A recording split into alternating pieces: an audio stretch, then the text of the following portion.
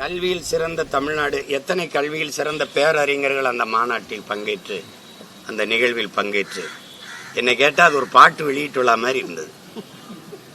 ஆங்கிலத்தில் உங்களுக்கு புரியுற மாதிரி சொல்லவானே, ஆடியோ ஃபங்க்ஷன் மாதிரி இருந்தது. தங்கச்சி, கல்வியை பற்றி பேசுறதுக்கு கல்வித்துறையில் சார்ந்த எங்க ஐயா ஜவஹர் நேசனை பேச வைக்க வேண்டியதானே. பிரின்ஸ் கஜேந்திர பாபுன்னு ஒருத்தர் இருக்குதாப்புல, அவரை பேச வைங்க. கல்வியில் சிறந்தவர்கள் இந்த நாட்டில் யாருமே கிடையாது. இருக்காங்களா இல்லையா? இருக்காங்கல்ல, அவங்கள யாரையாவது பேச வைக்க வேண்டியதானே. பள்ளியில் ஆண்டு விழா நடக்கும்போது டாக்டர் வேஷம் போட்டு, வக்கீல் வேஷம் போட்டு, பொறியாளர் இருந்து இன்ஜினியர் வேஷம் போட்டு வருவான்ல, அவன் டெத்தாஸ்கோப் கூட வருவான். அவன் அந்த மாதிரி வந்தா இது நாடகமா என்ன தங்கச்சி? நான் தான் சொல்றேன், இது திராவிட மாடல் கிடையாது, விளம்பர மாடல். அவங்களே மாடல்ட்டாங்க. இது ஒரு விளம்பரம், செய்தி அரசியல், விளம்பர அரசியல் தவிர வேற என்ன தெரியும்? வேற என்ன தெரியும்?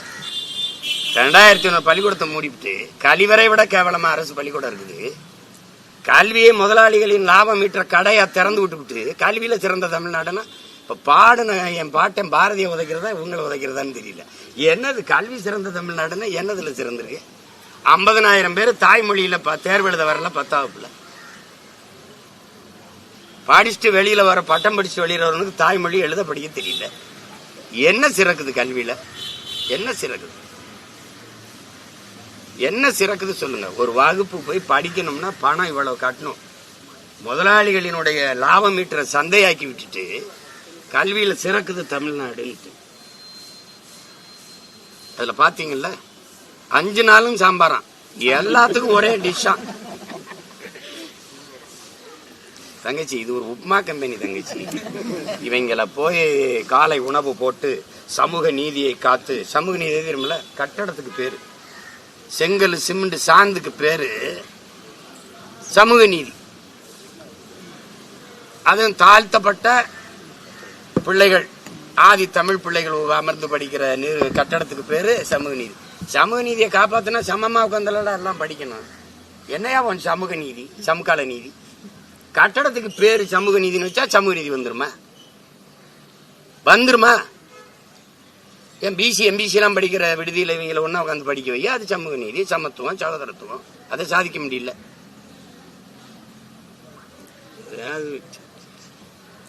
காலையிலே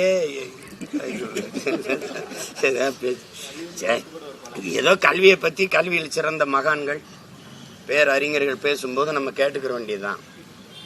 அப்படியா அப்படியா? அதுல ஒருத்தர் இளையராஜா படிச்சாரா, சச்சின் டெண்டுல்கர் படிச்சாரா, ரகுமான் படிச்சாரான்னு கேக்குறாங்க. அவங்களெல்லாம் அவங்க பேச்ச அவங்க நம்பிராதீங்க. நான் என்ன சொல்றேன்னே நீங்க அதுல வாங்கல. நீங்க படத்தை எடுத்துட்டா பெரிய கல்வி அறிஞர்னு நினைச்சிட்டு வந்து கருத்து சொல்லிடுற. நான் என்ன சொல்றேன்னே உனக்கு புரியல. நீ அந்த மேடல் நின்று பேசுறதுக்கு யாரு? நீ ஒரு படத்தை இயக்குனர், அவ்வளவுதான். அதுக்கு என்ன காரணம்? நீ படிச்ச கல்விய என்ன? எது காரணம்? தனித்திறன் ஆற்றலை வளர்த்துக்கிறணும். என்ன சொல்றேன்னு தெரியல, முழு பேச்சையும் கேட்கறது இல்ல. ஏதோ கேட்டு ஒரு கருத்தை சொல்லி கைதட்டு வாங்கிடணும்.